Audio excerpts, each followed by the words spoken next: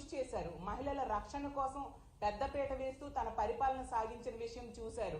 కాబట్టి ఈ రాష్ట్రంలో ఉన్న మహిళలందరూ కూడా ఒక అన్నలా, ఒక తమ్ముళ్లా, ఒక కొడుకులా జగనన్నని భావించి జగనన్నని ప్రభుత్వాన్ని మళ్ళీ కొనసాగించుకోవాలని బలంగా నమ్ముతూ ఈ రోజు ఓటేయడం జరిగింది. అసలు జగనన్న సునామీ సృష్టించబోతూ ఉన్నారు. ఒక ప్రభంజనం ఎలా ఉంటుందో దాన్ని జూన్ 4వ తేదీన జరిగే కౌంటింగ్ లో మనం చూడబోతూ ఉన్నాము. తెలుగుదేశం పార్టీ వాళ్ళకి అర్థమైపోయింది, వాళ్ళు ఖచ్చితంగా ఓడిపోతారు, ఓటమి పాలైపోవడం ఖాయం అనే విషయం అర్థమైపోయింది. అసలు జూన్ 4న ఎన్నికలు ఫలితాలు ఎలా ఉంటాయంటే జగనన్న విజయాన్ని దేశం మొత్తం శబాష్ అనిపించేట్టుగా ఉంటుంది. ఖచ్చితంగా అంత చక్కగా ప్రజలు జగనన్నకు మద్దతు తెలియజేయడం జరిగింది. అలాగే తీసుకుంటే తెలుగుదేశం పార్టీ వాళ్ళు చంద్రబాబు నాయుడు గారు అయితే అబద్ధ హామీలు ఇచ్చారు, కూటమి కట్టారు. అలాగే వదిన పురంధరేశ్వరి గారితో కలిపి ఎస్పీలు మార్చారు, అధికారులు మార్చారు ఎలక్షన్ కమిషన్ తో చెప్పి. అలాగే వాళ్ళ ఎల్లో మీడియా ద్వారా అసత్య ప్రచారాలు చేయడం జరిగింది, వాళ్ళ సోషల్ మీడియాలో తప్పుడు ప్రచారాలు చేయడం జరిగింది. ఎన్ని చేసినా కూడా ప్రజలైతే మాత్రం జగనన్న వెనకే ఉన్నారు. తెలుగుదేశం పార్టీకి ఎవరు ఓట్లు వేయని పరిస్థితి, ఈ కూటమికి ఎవరు ఓట్లు వేయని పరిస్థితి. వన్ సైడ్ గా వైఎస్ఆర్ కాంగ్రెస్ పార్టీకి ఓట్లేశారు. సో అసహనానికి గురైపోతూ ఉన్నారు తెలుగుదేశం పార్టీ నాయకులు గాని, కూటమి నాయకులు గాని.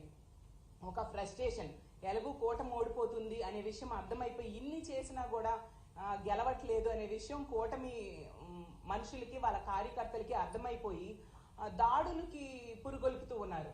అసలు ఎంత ఘోరం అంటే మొన్న చూసాం నర్సీపట్నంలో ఒక మహిళ మీద దాడి చేయడం, అలాగే కృష్ణా జిల్లాలో, అలాగే పల్నాడు జిల్లాలో. అంటే ఇలాంటి దాడులకి పురుగొల్పుతూ వాళ్ళ అక్కసని, వాళ్ళ బాధని ప్రజల మీద, అంటే వైఎస్ఆర్ కాంగ్రెస్ పార్టీకి సపోర్ట్ చేసిన ప్రజల మీద తీర్చుకుంటూ ఉన్నారు. అసలు ఇది చాలా దారుణం, దీన్ని మేము తీవ్రంగా ఖండిస్తూ ఉన్నాం. అసలు మన ప్రజాస్వామ్య దేశంలో ఉన్నామా లేదా అన్నట్టుగా వీళ్ళ ప్రవర్తన ఉంది. వాళ్ళు అధికారులు మార్చుకున్నారు, వాళ్ళ సపోర్ట్ తో ఎన్నో దౌర్జన్యాలు గురి చేయడం జరిగింది. అంటే ఇప్పుడు అంటే ఎలక్షన్ కోడ్ ఉంది, ఎన్నికల కమిషన్ అధికారంలో ఉంది కాబట్టి ఈ టైంలో ఏమైనా చేసేద్దాం, ప్రజల మీద ఏ దాడులైనా చేసేద్దాం అన్నట్టుగా తెలుగుదేశం పార్టీ వాళ్ళు చేస్తూ ఉన్నారు. దీన్ని ప్రజలు చూస్తూ ఊరుకోరు అనే విషయం గమనించాల్సిందిగా కోరుతున్నాను. మీరు అప్పుడు అధికారంలో ఉండేప్పుడు సరైన పరిపాలన ఇవ్వలేదు కాబట్టే ప్రజలు 19లో మీకు బుద్ధి చెప్పడం జరిగింది. ఈ 24 ఎన్నికల్లో కూడా మీకు ఖచ్చితంగా బుద్ధి చెప్పారు. అసలు తెలుగుదేశం పార్టీ అంటే, టీడీపీ అంటే తెలుగుదేశం పార్టీలా లేదు. ఈ రోజు ప్రజల మీద ఈ దాడులు చూస్తూ ఉంటే తెలుగు డెకాయిడ్స్ పార్టీలా ఉంది అనేసి ప్రజలు అనుకుంటూ ఉన్నారు. ఒక టీడీపీ అంటే తెలుగు దండుపాల్యం పార్టీలా దాడులు చేస్తూ ఉన్నారు. అలాగే టీడీపీ అంటే తెలుగు దుశ్శాసనల పార్టీలా మహిళల మీద దాడి చేస్తూ ఉన్నారు. టీడీపీ అంటే తెలుగు దొంగల పార్టీలా మహిళల తాలూకా బంగారు ఆభరణాలు కూడా ఈ దాడుల్లో దోచేసుకుంటూ ఉన్న పరిస్థితి చూసాం. ఒక టీడీపీ అంటే తెలుగు దుర్మార్గుల పార్టీలా ఈ రోజు బిహేవ్ చేస్తూ చాలా దుర్మార్గంగా వృద్ధుల మీద కూడా దాడులు చేసే పరిస్థితి మనం చూసాము. అలాగే టీడీపీ అంటే టెర్రరిస్ట్ డెకాయిడ్ పార్టీలా బీసీ, ఎస్సీ, ఎస్టీ మైనారిటీల మీద చాలా దారుణంగా దాడులు చేస్తూ ఉన్నారు. మేము చాలా తీవ్రంగా దీన్ని ఖండిస్తూ ఉన్నాము. అసలు మీ ఇళ్లలో ఆడవాళ్ళు ఉండరా? ఇలాంటి పనులే గాని వాళ్ళ మీద జరిగితే మీరు సహించగలరా? మీ అక్క చెల్లెమ్మలకు గనుక ఇలాంటివి జరిగితే ఇది చాలా దారుణం కాదా? ఇప్పుడు తీసుకోండి, నర్సీపట్నంలో అయ్యన్న పాత్రుడు గారి అనుచరులు ఆమె ధర్మసాగరం, నర్సీపట్నం మండలంలో ధర్మసాగరము గ్రామంలో పాలమూరు రాజకుమారి అనే మహిళ, ఆమె వాలంటీర్ గా పనిచేసి ఆమె రిజైన్ చేసేసి వైఎస్ఆర్ కాంగ్రెస్ పార్టీకి సపోర్ట్ చేసింది. జగనన్న వల్ల మేలు పొందింది కాబట్టి సపోర్ట్ చేసింది. అందులో తప్పేముంది? ఇది ప్రజాస్వామ్య దేశం. నచ్చిన పార్టీకి సపోర్ట్ చేసుకోవచ్చు, నచ్చిన వాళ్ళకు ఓటేసుకోవచ్చు.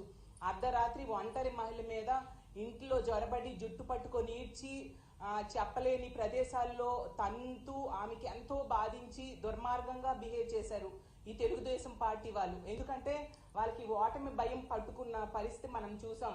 అలాగే అడ్డొచ్చింది ఒక వృద్ధ మహిళ, ఆమె చెవిలోవి కూడా లాగేసుకొని ఆమె మీద కూడా దాడి చేయడం జరిగింది. అసలు ఇది ఎంతవరకు సమంజసం? అయిన పద్ధతి గారు మీకు ఒకటే చెప్తూ ఉన్నాను, మీకెలాగూ మహిళలంటే గౌరవం లేదు, ఎప్పుడూ మహిళల గురించి చాలా అసభ్యంగా మాట్లాడుతూ ఉన్నారు మీరు. అలాంటి వ్యక్తులు మీ అనుచరులకు అదే సందేశాన్ని ఇస్తూ ఉన్నారా? మరి మీ ఇంట్లో ఆడవాళ్ళు కూడా ప్రచారం చేశారు కదా, మరి వాళ్ళ మీద కూడా ఎలాంటి దాడులు చేయమన్నా మీరు మెసేజ్ ఇస్తూ ఉన్నారు. ఎందుకు మీ అధినేత అయిన చంద్రబాబు నాయుడు గారి కుటుంబంలో కూడా ఆడోళ్ళు ప్రచారం చేశారు కదా, మరి వాళ్ళ మీద కూడా ఎలాంటి దాడులు చేయండి అని మీరు మెసేజ్ ఇస్తూ ఉన్నారా? ఎలాంటి సందేశాన్ని మీ అనుచరులకి ప్రజలకి మీరు ఇస్తూ ఉన్నారా అని నేను అడుగుతూ ఉన్నాను.